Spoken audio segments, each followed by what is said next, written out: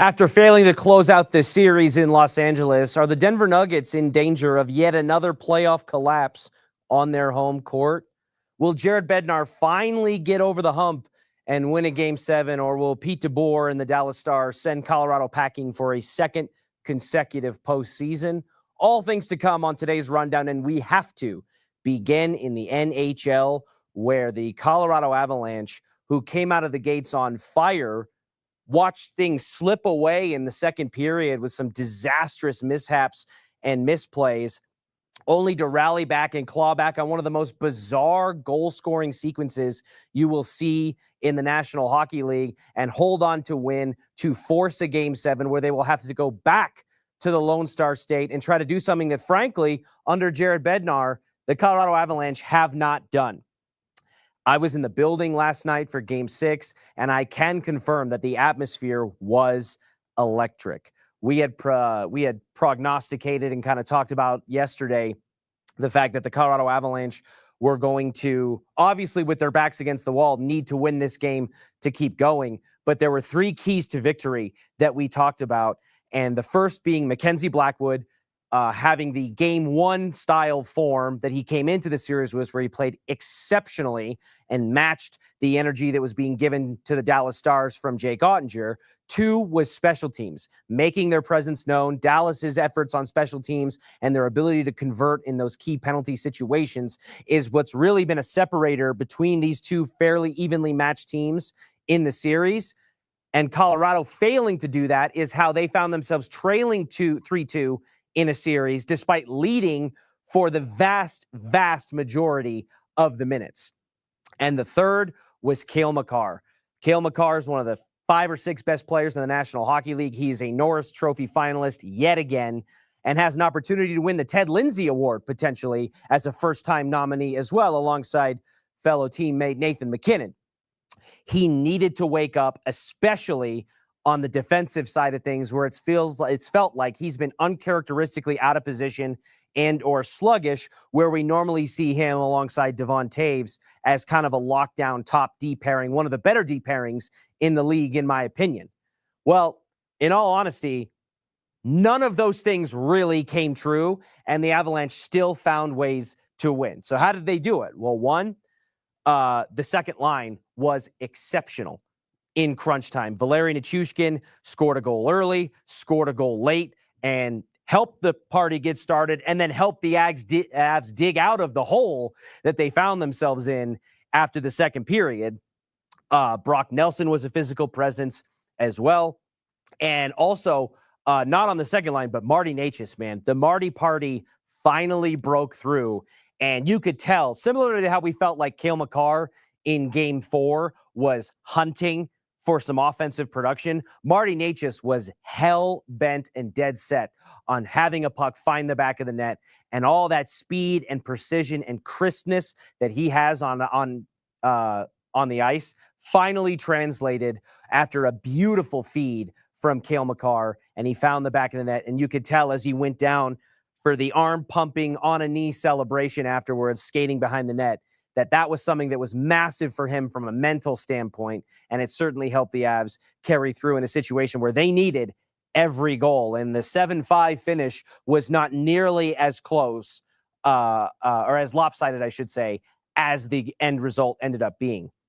Mackenzie Blackwood, not only did he not have a stellar game, it wasn't necessarily as bad as Game 5, where he was pulled after 2 periods, but man, there was a couple of goals where, again, by Cale Makar, he was left in a pretty bad position, kind of left hanging in a breakaway goal where he's got to make a decision, high, low, left, right, inside, outside, and you're just kind of guessing in split-second real-time action, and he guessed wrong. But there were others that he should have saved, that he did have good positioning on, and it just kind of felt like, especially in that second period, he was cracking. The Avs ended the first period outshooting Dallas by nearly double, 22-10, I believe it was, or 20-10 exactly. And they're up 2-0. And you're thinking, okay, this is going to feel a lot like Game 4, where the Avs just hit the gas from the jump and never let up. But then basically from the crossover of the first period into the second period, we see Mackenzie Blackwood give up four goals, I should say, in a span of maybe 9 to 10 minutes on 9 shots, I believe. So really all of the good work in the first period that the Avalanche had, especially on the offensive end, where they were just hammering Dallas and pinning them down in the offensive zone, cycling the puck to death and preventing Dallas from getting a breather of any sort on the defensive end of the ice. It felt like as close as I can remember in a singular period or a small moment to how the Avalanche looked throughout the majority of their 16-4 run en route to a Stanley Cup. They were just relentless offensively in that period, and they kept it up, I would say, on the back half of the second period and into the third period. But that first half of the second period, things really fell apart for him. So key number one in Mackenzie Blackwood, where I said he has to be game one Mackenzie Blackwood if they're going to really have a hope of keeping this series alive. That didn't happen. He had a rough game, wasn't quite as rough as the last game, but certainly one that I think that he's going to have a few pucks that he would love to have back. On special teams, particularly the power play, the Avalanche really didn't make anything of significance, and their penalty kill, their inability to stop Dallas, whose power play unit is just insane. And some of the passing that Jamie Benn and Mikko Rantanen, Matt Duchene and the like were making as they zigged the puck in and out of the slot and having Mackenzie Blackwood's head on a swivel, it was dazzling to watch. As much as I don't like giving credit sometimes to the opponent, you have to give it where it's due. It was dazzling the way they were able to maneuver the puck and move things around to keep Colorado off balance. And Mackenzie Blackwood kind of just felt like he was stuck in a pinball machine to a certain degree. But that inability to stop and kill that first penalty is what opened the floodgates for Dallas's scoring to give them all the momentum back into this game before we got to the third period. And then Cale Makar, yes, offensively, he made more of a presence. He finally got on the board with an empty net goal. But it was really some of his assist work that I think showed up most prominently in terms of the offensive end of things. Defensively, I still just think he had a really bad game. And I don't know if he's hurt. I don't know if there's something nagging going on with him or if there's like a mental block or whatever it is. But the Cale Makar defensively that we've all come to know and love as one of the superstar phenom defensemen in the NHL, who's just 25 years of age, it just hasn't manifested itself very much outside of a couple of maybe glimpses or flashes here and there on singular plays with a sliding block or a poke check to avoid a breakaway opportunity. It just hasn't manifested itself the way that we thought that it was. But in spite of all that, Mackenzie Blackwood, despite not having a big game, did have a handful of big saves in key moments that could have turned this thing into an ugly showing that sends the Avalanche packing for a second straight season at the hands of the Dallas Stars. But he did come up big in small moments that was just enough, truly, because Jake Ottinger, if you're talking about a goalie-to-goalie comparison, man, Jake Ottinger played unbelievable last night.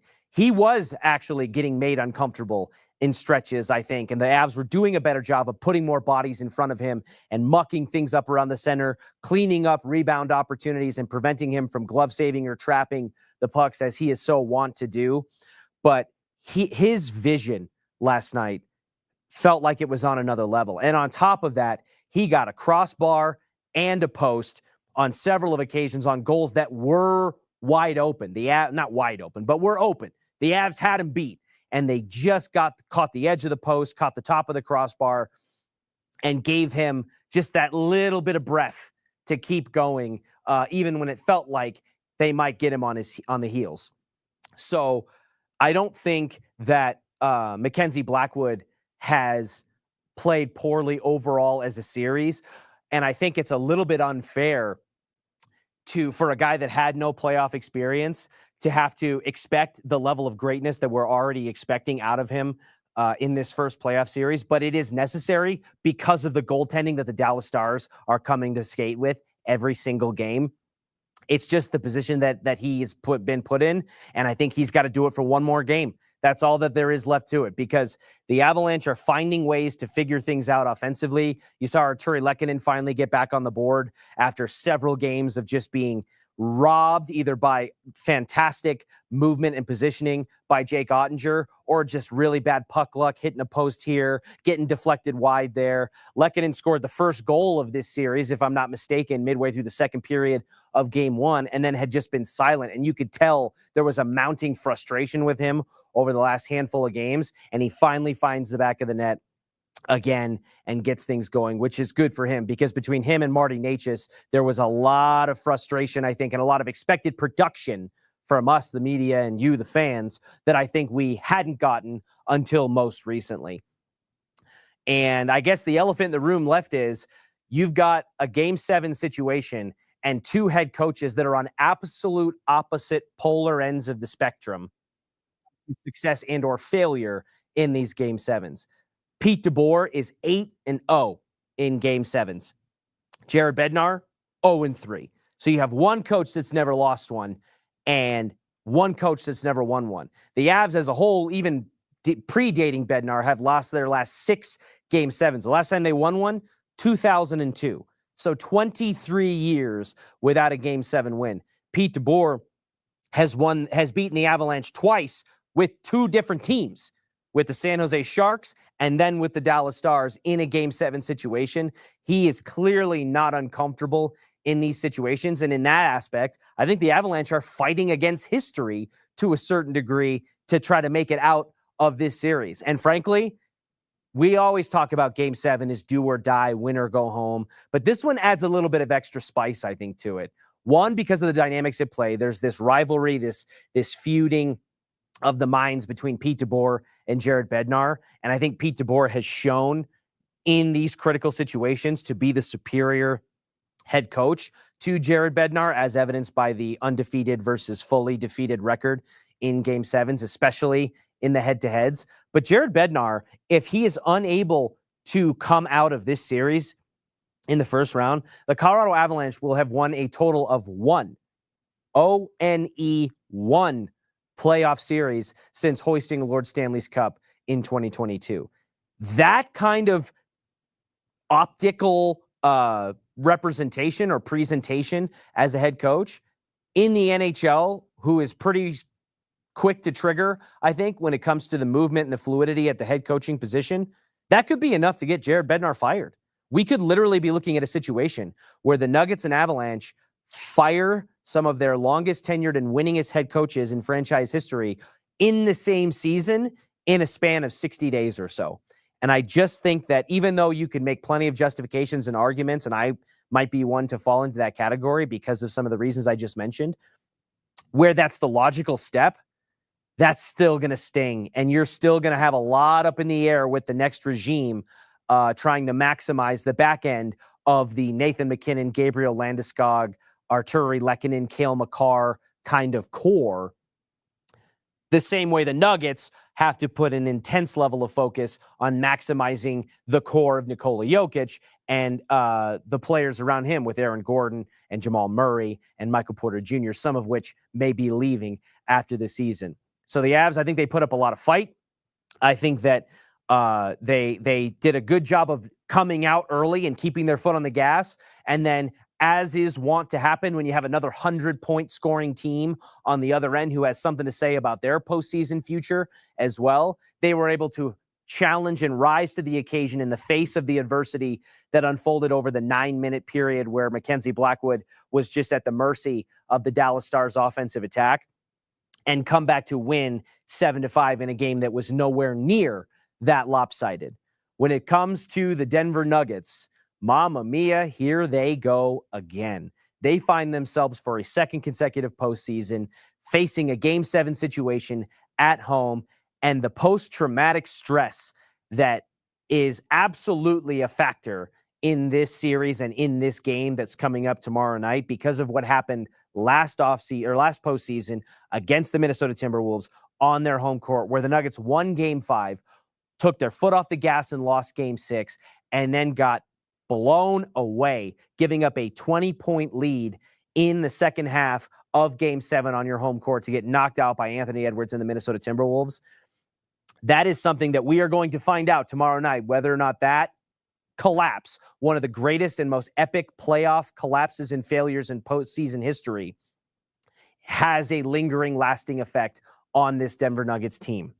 And I think a lot of the good things that we saw in Game 5, there were elements of it in Game 6, but it just wasn't enough. There was a lot of 50-50 balls that the Nuggets went their way in Game 5 that did not go their way in Game 6. I think the LA Clippers got away with a lot of physicality and a lot of aggression that I think put the Nuggets on their heels a little bit throughout good stretches of the game.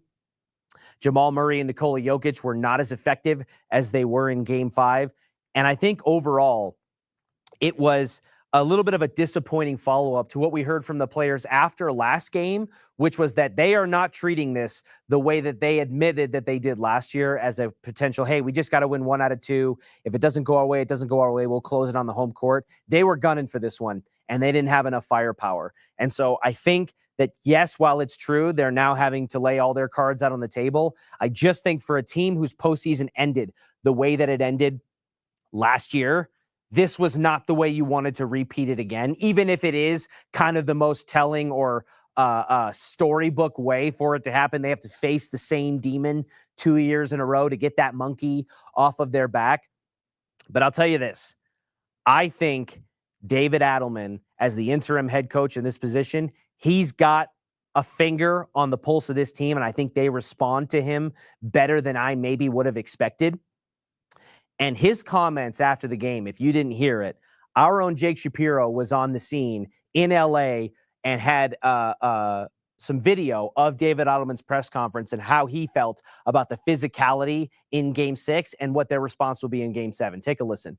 And Nikola gets fouled a lot. I'm not sure what was happening tonight, but for him to shoot 2 free throws with the amount of contact that was going on out there was absolutely crazy. They put smalls on them. Those smalls were allowed to do whatever they want. So I'm really excited for Saturday that we're going to do the same thing with their best players, because if that's the physicality we're allowed to play with, we'll react to it, and we will go there in Game 7. Man, listen, I know that when you're just looking at that presser, if you close your eyes, you're like, wow, that's a hell of a statement. Then you open your eyes and you see David Adelman, who kind of looks like a soft-spoken, silly, kind of lighthearted, loose guy.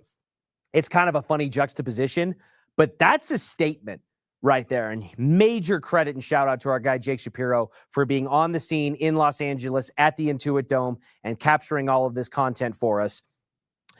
But that message right there, one, sending a note, firing a shot off the bow to the NBA and the officials saying, who do you think you are allowing Nikola Jokic to get battered like that in that game, shooting 2 free throws in a game where he's getting mugged underneath the basket by double and sometimes triple teams, which is an effective strategy that the Clippers, the Lakers, the Timberwolves, and others have certainly used when it comes to Jokic, forcing him to exert more energy than he would like to in order to accomplish the offensive mastery that he kind of lays out on most nights.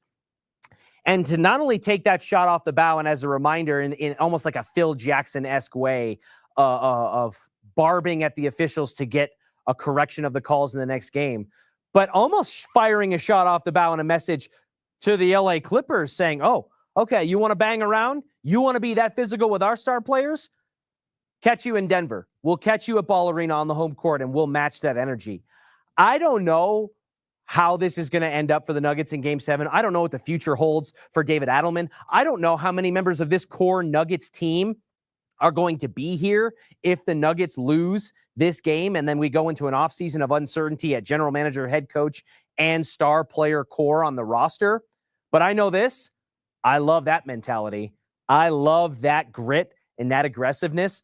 And you can tell that wasn't just David Adelman taking a moment to pop off during a post-game press conference. Jake Shapiro was in the locker room with Peyton Watson after the game, and he echoed the exact same sentiment when talking about Jokic's, the physical embodiment that Jokic is and what he has to deal with on a game-to-game basis. He said, quote, Jokic plays a physical game.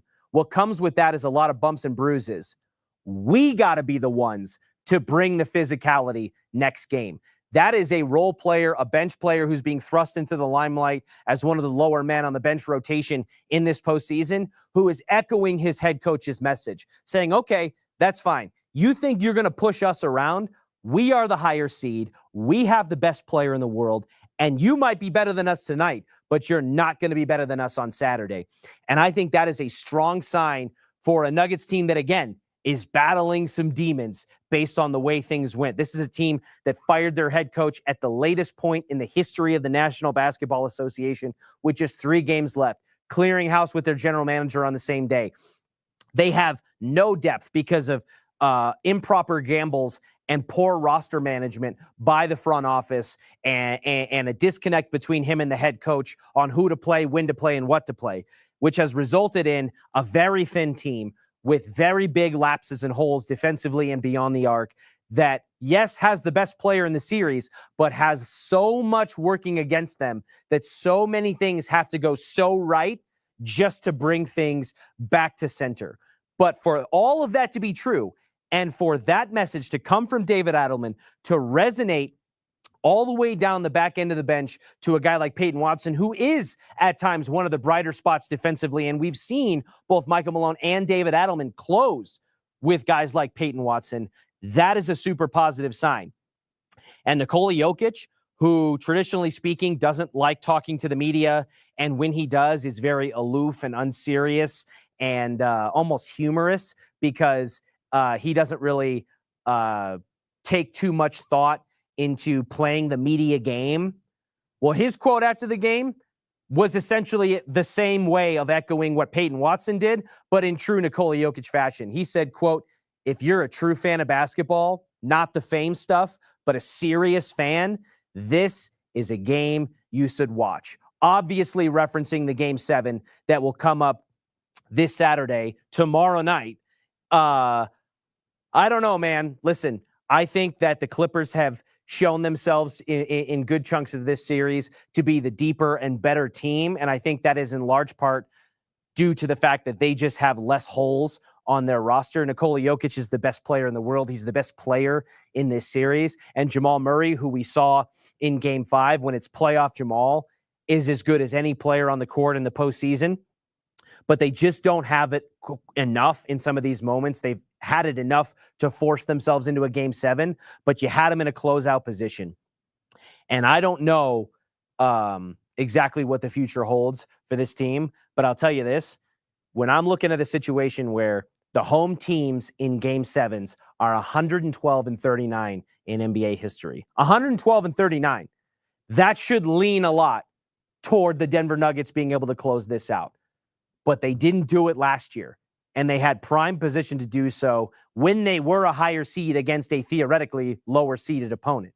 But if you take that 112-39 and you shrink it down to just the 2021 playoffs and forward, so essentially the post-bubble NBA, the home teams in Game 7 are 4-8, and the Nuggets are part of that 8. They also lost a Game 7 at home pre-2021 in 2019 to Damian Lillard, CJ McCollum, and the Portland Trailblazers in a series that was equally frustrating in a sense that they won Game 5, lost Game 6 in Portland, and lost Game 7 at home. Maybe not in as dramatic a fashion as it happened last year with Minnesota, giving up that 20-point lead on your home court, but the Nuggets have done this twice in the last 6 years, and that stat about post-bubble NBA playoffs since 2021, the Game 7 home teams losing twice as often as they win, that's a troubling statistic that makes me a little bit nervous. So in closing here, when we're coming to some predictions, we had double sixes yesterday. It was literally the title of the show. We've got double sevens tomorrow. When it comes to the Colorado Avalanche, I will say this. I think they have been the better team in this series for the vast majority of the skating that's happened. It just hasn't manifested itself into goals on the scoreboard. That's how you find yourself down 3-2 as they were before winning last night. I think this monkey gets off the back. I really, really do. I think that Jared Bednar probably knows the things that we've all been saying and quietly maybe whispering about what could happen if they get bounced in the first round this year, lose again to Pete DeBoer, and solidify just a single postseason series win since winning the Stanley Cup. I think he knows that. I think that Nathan MacKinnon has recognized the sense of urgency. You saw him ripping Charlie Coyle on the bench just a couple of games ago after a poor shift. He is they have their captain back in Gabriel Landeskog, who I think has been an emotional boost for them and an absolute lifesaver on that second line. I think Mackenzie Blackwood, fighting through the adversity that he found after a strong start and having to close with a strong finish, is going to continue to nudge closer toward the game one Blackwood that we saw. And really the first half of the series Blackwood where he was leading the NHL playoffs in save percentage and was second in goals against before things kind of went wayside the last two games. I think he nudges closer to that. And I think the Dallas Stars are going to give absolutely everything that they have operating from a position of confidence, but it's not going to be enough because this Avs team has real potential. And I think that they are the hungrier team, given all the elements that are at play, all of the moves that Chris McFarland and Joe Sakic made over the course of this season, the 9 transactions to overhaul this roster, to rebuild it into a cup contender. This is where those moments pay off. This is the apex, the critical juncture of where things will fall apart or blossom into another round of postseason hockey. And I think the Avs come on top on this one. The Denver Nuggets, they are the ultimate contradiction. Historically speaking, history of which they are a part of, with post-bubble teams losing in Game 7s at home twice as often as they win them. The way it ended last year and the demons, and it's easy in the locker room after a win, or frankly, even after a loss, to say, hey, we're on to Cincinnati. We got this, we got that. But something felt different to me. Something felt different when I heard David Adelman, who has been kind of a figure in the shadows in the Michael Malone era, who's now being thrust into the limelight. When he boldly sat up there in his own way and basically threw the shot over the bow at the officials and felt like he was speaking directly to the Clippers in saying, you think you're going to muscle us around, you've got another thing coming.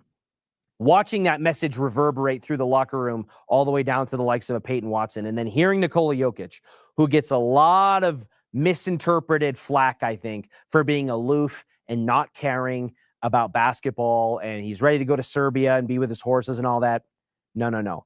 This is a Nikola Jokic who I think is supremely competitive.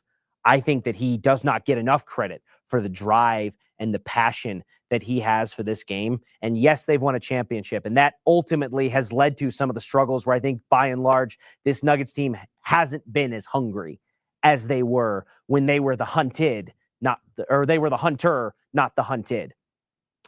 I think there's a mentality shift coming here. And I think it took the seismic shakeup of firing the winningest head coach in franchise history, who brought them their only title, who helped, I should say, bring them their only title in 47 years, and who had a fantastic working relationship with the greatest player on earth in Nikola Jokic, firing the general manager in Calvin Booth, turning the reins over to David Adelman, the assistant, and really forcing Jokic to take a more hands-on and vocal leadership approach, where we see him chastising teammates on the sideline, drawing up plays on a whiteboard, directing people mid-game for adjustments, checking himself in off the bench.